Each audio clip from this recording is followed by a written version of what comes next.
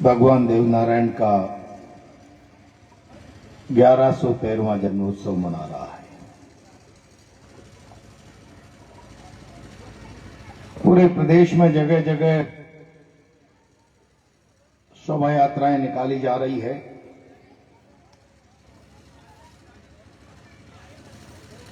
सारा समाज अपने आराध्य की भक्ति में सरोबार है। मुझे भी हाड़ौती में, राजस्थान में कई जगह इन कार्यक्रमों का हिस्सा बनने का सौभाग्य मिला। आज असनावर में आपके बीच में हूं। मैं इस शानदार कार्यक्रम की आप सबको बधाई देता हूं, शुभकामनाएं देता हूं।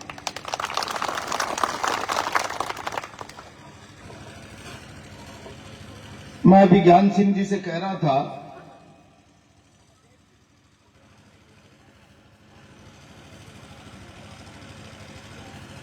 समय के साथ देवनारायण भगवान की जयंतियों के कार्यक्रम की भव्यता बनती जा रही है।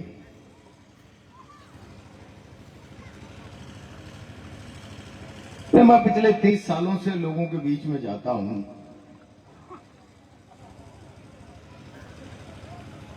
और मैं इतनी बात लोगों के बीच में कहता हूं कि अब मुझे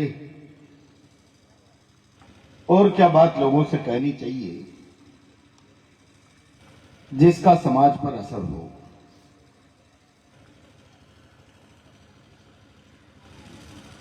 हर बार आता हूं, कभी झालावाड़ में आता हूं, कभी कहीं आता हूं, बस मेरे मन में एक सुखद अनुभूति है कि कम से कम हम वहां पहुंच गए जब आराध्य देव की जयंती समारोह को मना रहे हैं और इस अवसर का इस रूप में लाभ प्राप्त करना चाहे, कोई शिक्षाविद आ जाए, कोई राजनीतिक क्षेत्र के लोग आ जाएं, कोई अन्य क्षेत्रों में जो उपलब्धि है, विविधता है, आए और समाज के बीच में अपनी बात रखें। विशिष्ट अवसर पर भी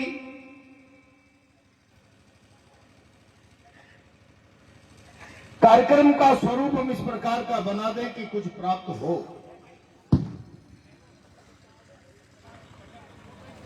अभी ज्ञान सिंह जी ने बहुत लंबी चौड़ी बात कही।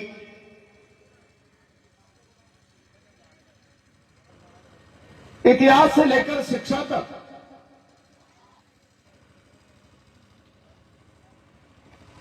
प्रोफेसर साहब ने कहा हम पराक्रम से पपला संस्कृति पर आ गए।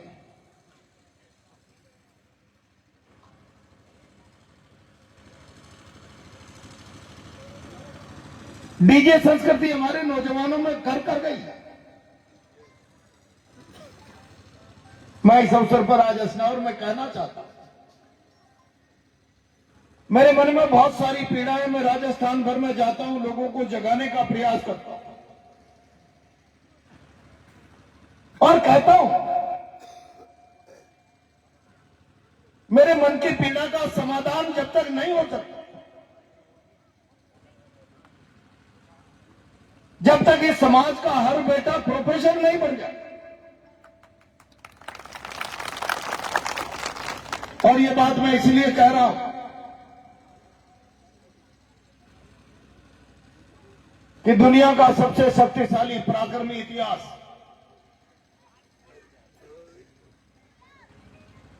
मारवाड़ में कहा जाता है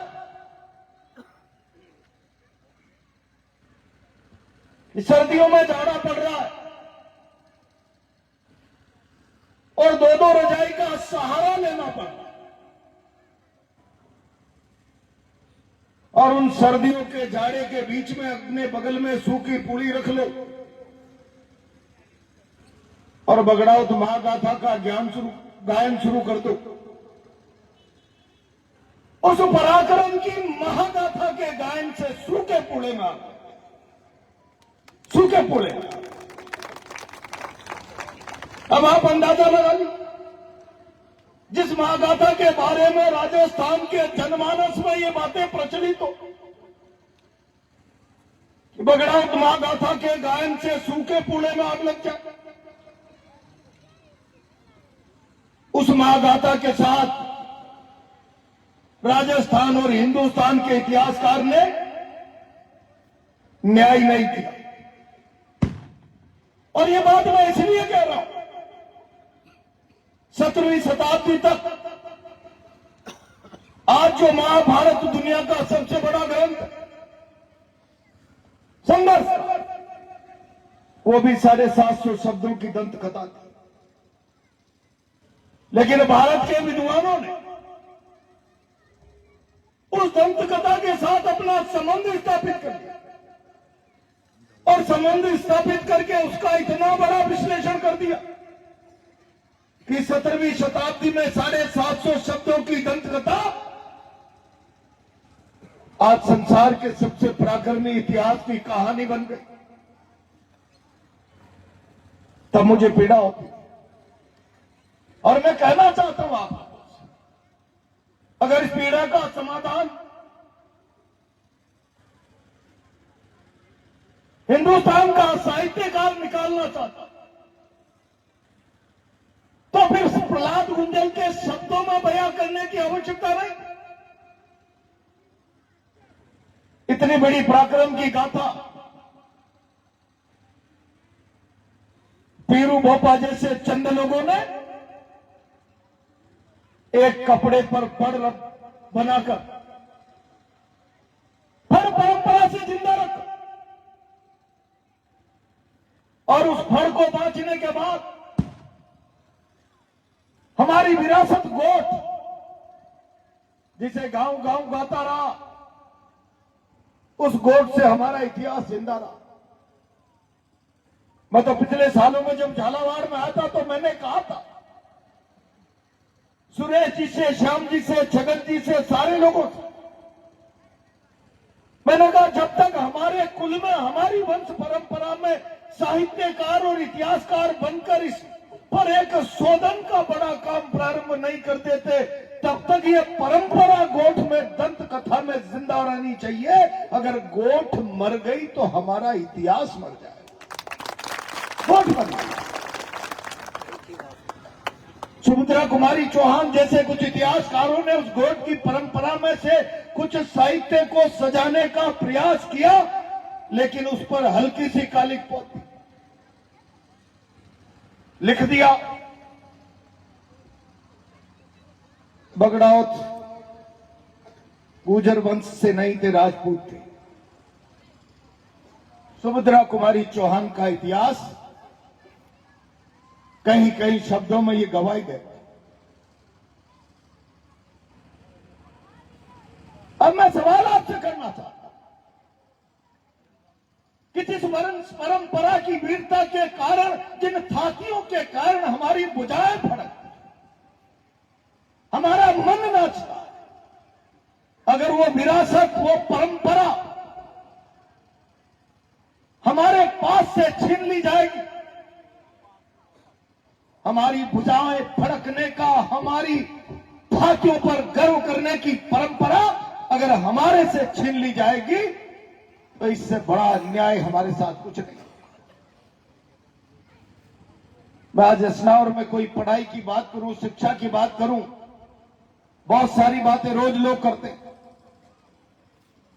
लेकिन मैं आज केवल इतना कहना चाहता हूं, इस परंपरा को जिंदा रखो। मैं जब बचपन में छोटा था, अभी ज्ञान सिंह जी कह रहे थे मैंने इसी इलाके में गाय चराई,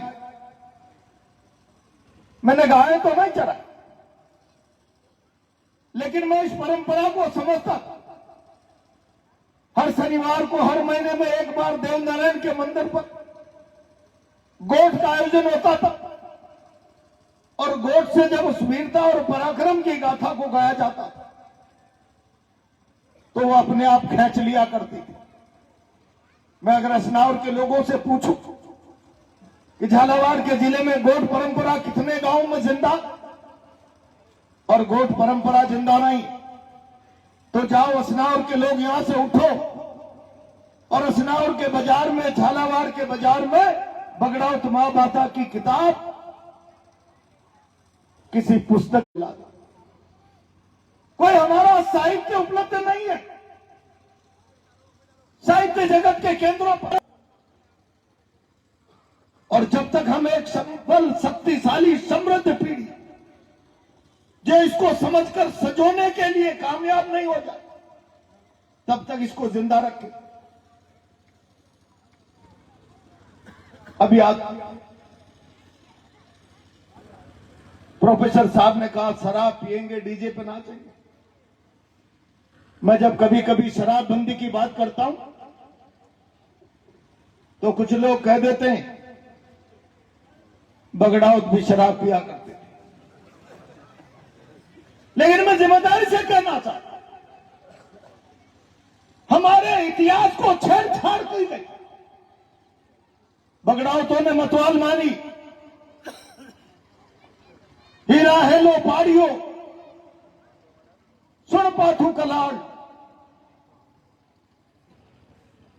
झुकती खनाजे कावड़ा, मोदामो की देवार। संसार में सारा शराब जितना भी है वो बगड़ाउतों की मतवाल पर भेज दो। शराब के दामों पर सोना ले जाओ, लेकिन समाज में मद्य निषेध होना चाहिए। गरीब आदमी शराब से बर्बाद नहीं होगा। क्या संसार में सोने के दाम शराब को खरीदते हुए आपने देखा?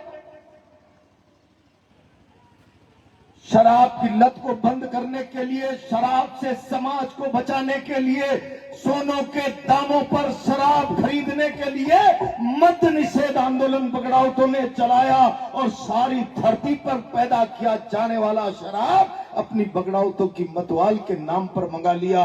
कुछ लोगों ने गा दिया, मैं जाता रहता हूं केकड़ी सरवाड़ में डीजे की दुकानों पर कि जीप के टैपों पर चलता रहता है, बगड़ाउत मतवाल मांडी पियो रकम, ढोलियो रे घणो पियो रकम।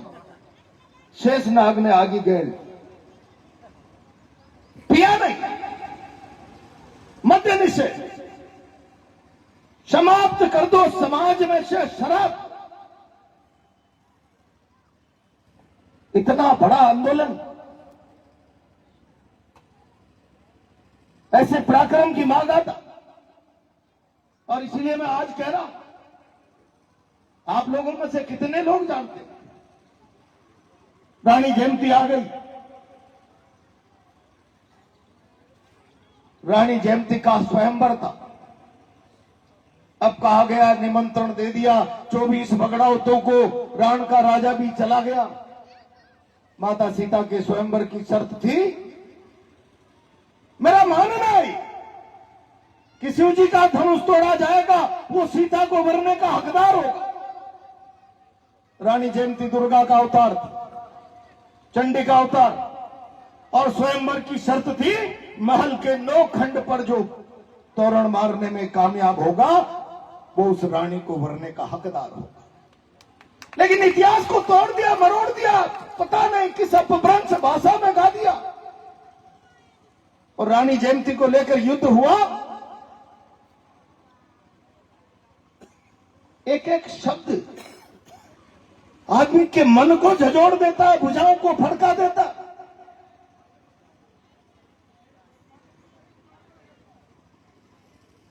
कभी आप लोगों ने गोट गाई?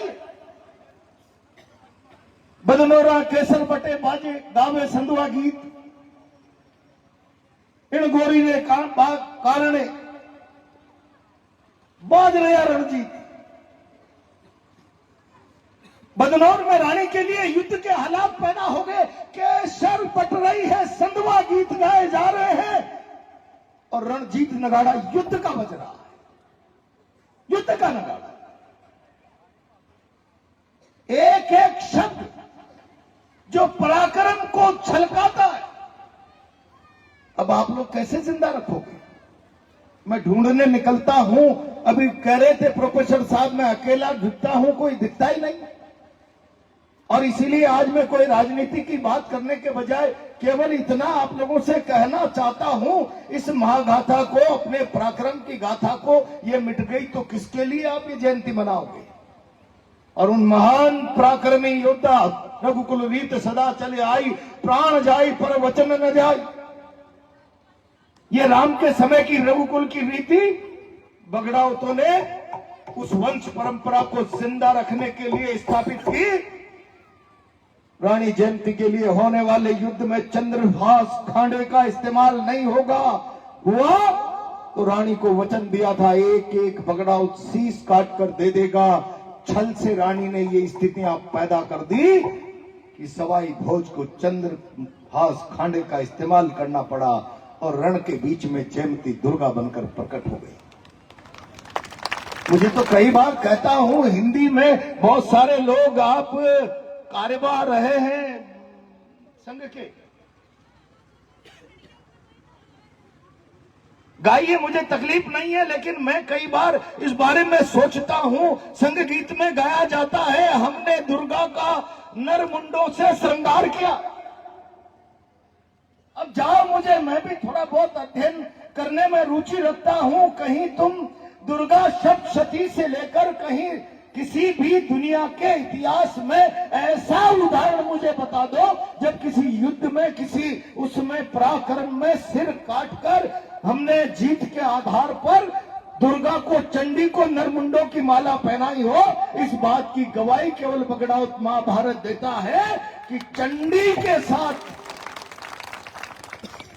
छल से वचनों में बांधे गए बगड़ाउतों ने शीश उतारकर 24 के 24 नरमुंडों की माला देवी के गले में समर्पित कर दी। रघुकुल रीत सदा चली आई, प्राण जाए पर वचन न जाए। वचन नहीं जाएगा, सिर काट कर दे देंगे। ऐसी अद्भुत पराक्रमी कथा। मैं आपको कथा नहीं सुनाने आया, मैं कथावाचक भी नहीं, लेकिन कभी कभी मेरे मन में पीड़ा होती है। मैं सुनता रहता था बचपन में, बगड़ाउत भारत जंग का ऐलान हो गया, केवल एक नेवाजी बगड़ाउत उस महाभारत को लड़ेंगे और महाभारत से पहले संसार के गिद्ध कौवों को निमंत्रण देंगे। और निमंत्रण देते समय हमारे बगड़ाउत महाभारत के शब्दों में आंशिक रूप से जिसका वर्णन है, वो आह्वान करते हैं संसार के गिद्धों को, कौवों को, आओ, अगर नेवा बगड़ाउत की तलवार का चमत्कार देखना है तो आओ तरावत की धरती पर। महाभारत में तुमने मरी हुई लाशों को भी खाया होगा तो भूखे रह गए होंगे। नेवा की तलवार से मरे हुए के मुंह मत लगाना, तड़पते को खाना। अगर भूखे रह जाओ तो वीरता का बखान करना बंद कर देना। भगवान की ऐसी पराक्रम की मांग, अगर उसके शब्दों की तुलना, उसका विश्लेषण, उसका महाभारत से किया जाए, आप कल्पना ही नहीं कर सकते।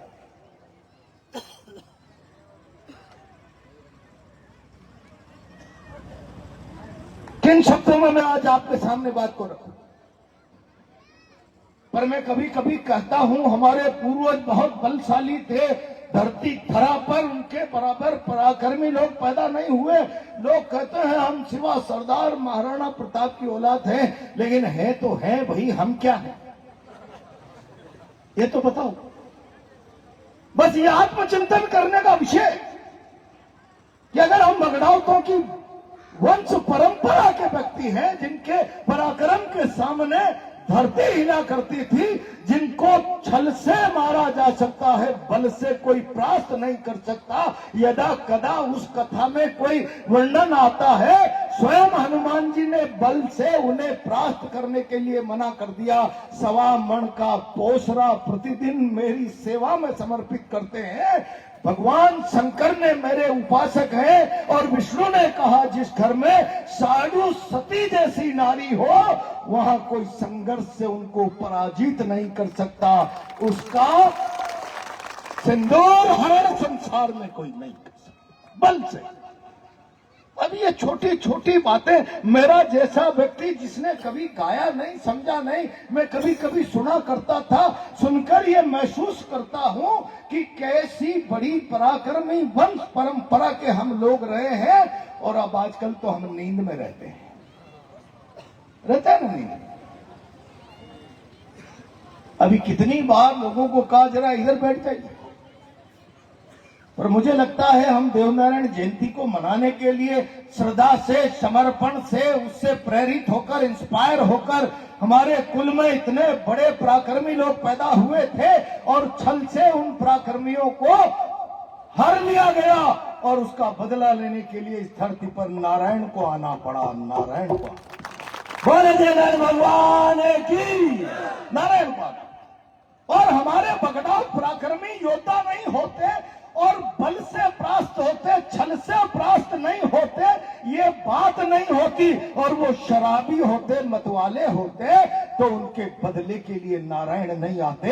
उन्होंने मद निषेध का आंदोलन चलाया, उन्होंने इस संसार में अन्याय और अत्याचार के खिलाफ बीड़ा उठाया, उन्होंने इस परंपरा में, रियासती व्यवस्था में नारी को जो अधिकार नहीं थे, नारी के हक और अधिकार की बात, और इसीलिए उनके शहादत का बदला लेने के लिए स्वयं नारायण को आना पड़ा, स्वयं नारायण को। और अगर हम लोग इन गाथा से, हमारा कोई सरोकार नहीं है, श्रद्धा नहीं है, समर्पण नहीं है, ये हमारे लिए प्रेरणा नहीं है, केवल हाँ आज देवनारायण जयंती है, जुलूस निकलने वाला है और शाम को तो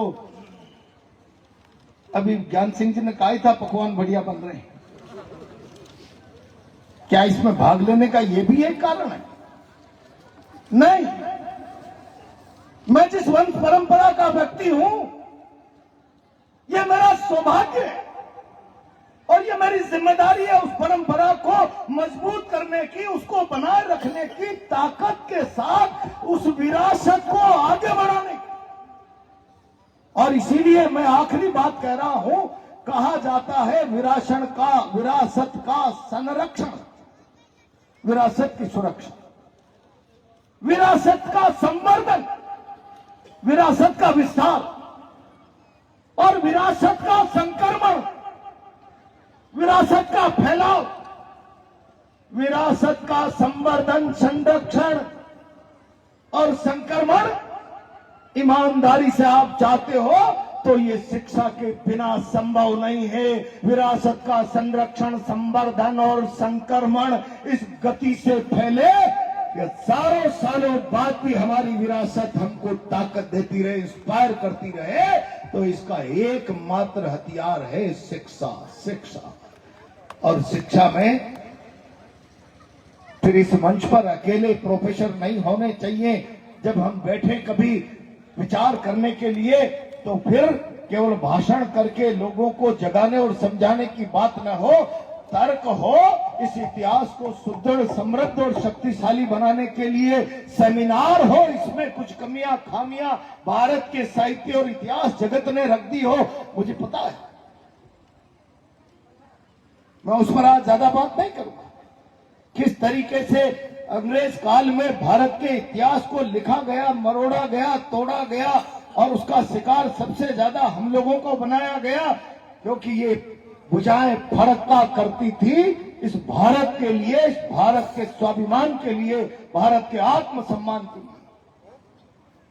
मैं तो इस अवसर पर इतना ही कहना चाहूंगा, इस विरासत को जब तक संभालने वाली पीढ़ी, सजाने वाली, अलंकार लगाने वाली पीढ़ी खड़ी नहीं कर देते, तब तक हम जिस स्थिति में हैं, इस गोठ परंपरा को जिंदा रखें और ये भगवान के प्रति आस्था की महारैलियां, महाआयोजन, इनको ताकत देते रहे। समय आएगा, सब ठीक होगा, बस हम एक एक कदम आगे बढ़ते रहे और चिंता करके आगे बढ़ते रहे। इन्हीं शुभकामनाओं के साथ अपनी बात को विराम देता हूं। बहुत बहुत धन्यवाद। बहुत बहुत साधुवाद, बहुत बहुत अभिनंदन हमारे अग्रज के